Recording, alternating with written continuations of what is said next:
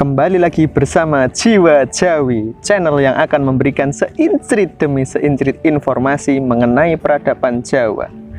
Wah, sudah cukup lama ya kita tidak berjumpa setelah kemarin maraton dalam pembuatan video Konco Tani. Dan pada akhirnya lebaran saya istirahat sejenak, kemudian dapat panggilan untuk kembali bisa bekerja. Alhamdulillah. Nah, saya hitung itu sudah lebih dari 30 hari saya tidak upload video baru, karena yang pertama setelah lebaran itu saya memiliki satu kesibukan, yaitu berkebun. Pada saat itu sebenarnya ya rada bingung ya, maksudnya apalagi nih konsep video yang bisa saya berikan kepada para miyarso ketika nanti saya sudah kembali ke Semarang. Nah, akhirnya saya cari-cari referensi yang terlepas dari Konco Tani. Jadi saya membuat video mengenai peradaban di Kota Semarang. Karena di sini juga new normal, jadi kurang nyaman karena harus pakai masker ketika saya membuat video di area terbuka seperti yang saya lakukan pengambilan gambar di Kota Lama. Nah, sebenarnya saya di sini juga ingin berbagi sedikit informasi ya. Jadi ketika kemarin ada pandemi COVID-19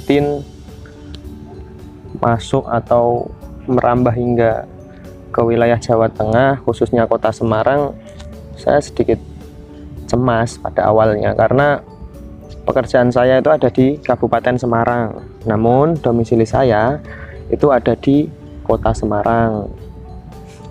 Nah,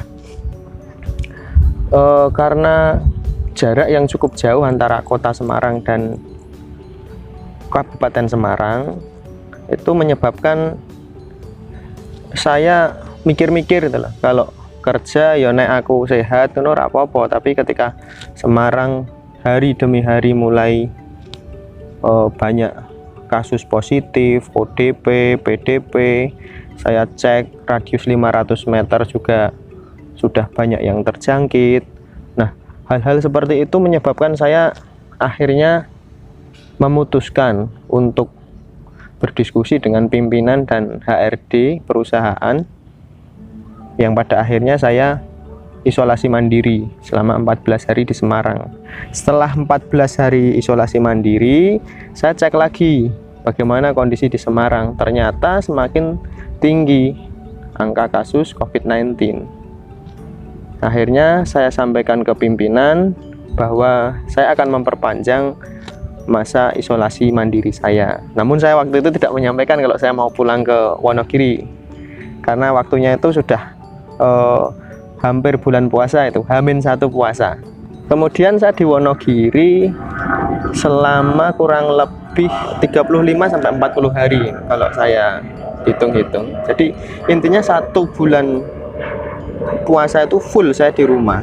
Nah, di sini yang ingin saya bahas, bahwa ketika saya pulang ke Wonogiri itu saya mendapatkan rezeki-rezeki lain, tentunya di luar gaji. Alhamdulillah dari perusahaan memberikan kompensasi sekian persen gaji tetap kita terima. Namun ketika kita berbicara umumnya kita mendapatkan gaji sekian, kemudian karena pandemi mendapatkan yang lebih sedikit, ya kita agak menyesuaikan diri. Di sini saya ingin bercerita mengenai hikmah-hikmah yang saya dapatkan yang dikarenakan oleh COVID-19 ini. Yang pertama, ketika saya pulang kemarin, itu adalah masa kebersamaan saya bersama anak dan istri saya yang paling lama semenjak anak dan istri saya menetap di Wonogiri. Pada saat itu istri ingin tinggal di Wonogiri karena memang di rumah tidak ada yang mengurus, jadi rumahnya kosong begitu, kalau ditinggalkan ya eman-eman. Itu saya sangat bersyukur saya bisa berkumpul bersama anak dan istri selama itu. Yang kedua adalah akhirnya saya bisa membuat video. Saya memiliki keinginan dalam membuat video itu sudah lama sekali, terutama video tentang tutorial cetek geni. Itu sudah lama mengendap di kepala, pengen gawe piye carane, namun nggak tahu juga bagaimana caranya. Nah, karena kemarin cukup banyak waktu luang, akhirnya iseng-iseng saya memulai. Yang video pertama itu ketika saya duduk suwak dan mengegol suwak. Nah, itu video yang sangat tidak terkonsep itu. Setelah merekam video, saya baru menyadari lebar direkam arti apa nih. Karena iya, saya punya aplikasi KineMaster di HP, namun kan belum saya aktifkan, belum saya jadikan premium. Akhirnya saya membuat video koncotani itu. Nah, kemudian editing juga sama. Setelah ada KineMaster itu saya juga belajar otodidak. Makanya itu pada video yang pertama itu suwak itu semakin ke belakang suaranya semakin kecil, karena saya belum tahu cara ngedit audio di KineMaster itu. Yang awal udah lumayan itu, yang belakang itu backsoundnya jauh lebih keras daripada suara saya, sehingga kan beberapa teman menyampaikan itu ngomong ngopo paku raisa dirungokne. Nah, ya ini namanya proses ya. Jadi saya tidak bisa membuat satu video langsung tahu-tahu bagus, bahkan sampai sekarang pun saya masih terus belajar. Saya tidak bisa benar-benar seperti orang pro gitu loh. Ya namanya juga kita kan iseng-iseng dan belajar setahap demi setahap. Selanjutnya ketika ada hal-hal yang menurut saya menarik, seperti saya nge-review Gude, kemudian botok Trio Magnus yang saya sampaikan gitu kan, ya itu adalah improvisasi gitu. Selain saya bisa kumpul keluarga, kemudian saya membuat video, satu hal yang lain yang saya lakukan ketika kemarin saya di Wonogiri adalah berkebun.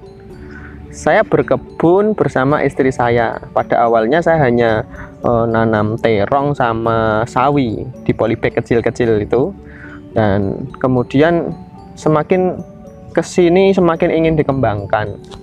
Nah, maka dari itu saya nyari lagi video-video tutorial bagaimana cara berkebun dalam polybag. Karena jujur dulu saya pernah berkebun dengan maculi lahan begitu, namun ternyata hasilnya zong.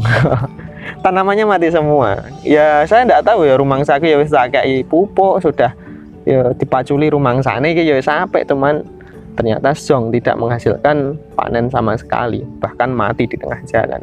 Nah, ketika kemarin kita coba di polybag, kita semai bibitnya, ternyata hidup. Dan wah, sewenengku kayak embuh itu.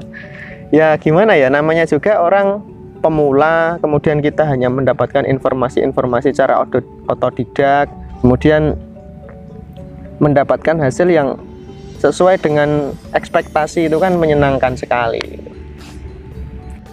Selain berkebun itu saya juga mencoba budik damber, membudidayakan lele dalam ember. Saya rasa belum berhasil karena setelah 1 bulan itu saya cek lelenya juga pertumbuhannya tidak begitu pesat, dan kangkungnya itu juga kurang bisa berkembang menurut saya loh ya. Nanti kalau ada waktu lagi saya akan searching lagi, siapa tahu itu juga bisa menjadi salah satu ketahanan pangan setidaknya bagi keluarga saya sendiri.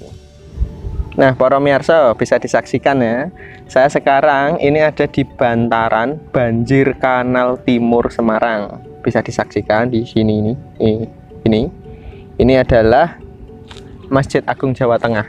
Jadi rumah saya ada di sebelah barat kono, Masjid Agung Jawa Tengah itu di sebelah timur rumah saya, tapi masih dipisahkan oleh banjir Kanal Timur.